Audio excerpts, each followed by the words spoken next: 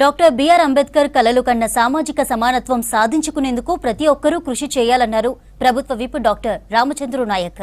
అంబేద్కర్ స్ఫూర్తితో యువత ముందుకు సాగాలని, వెనుకబడిన వర్గాల అభ్యున్నతికి కృషి చేయాలని పిలుపునిచ్చారు.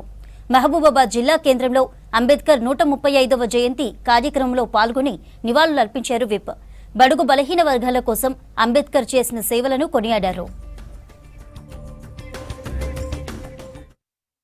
ఈరోజు భారతరత్న డాక్టర్ బాబాసాహెబ్ అంబేద్కర్ గారి 135వ జయంతి ఉత్సవాలని మహబూబాద్ కోర్టు ఆవరణలో స్థానిక నాయకులు ఎమ్మెల్సీ రవీంద్రరావు గారు, అదేవిధంగా జిల్లా కలెక్టర్, అధికారులు, అదేవిధంగా పాత్రికేయ సోదరులందరూ సమిష్టిగా ఈరోజు పార్టీలకు అతీతంగా బాబాసాహెబ్ అంబేద్కర్ గారి జయంతి ఉత్సవాలు నిర్వహించుకోవడం చాలా సంతోషకరం.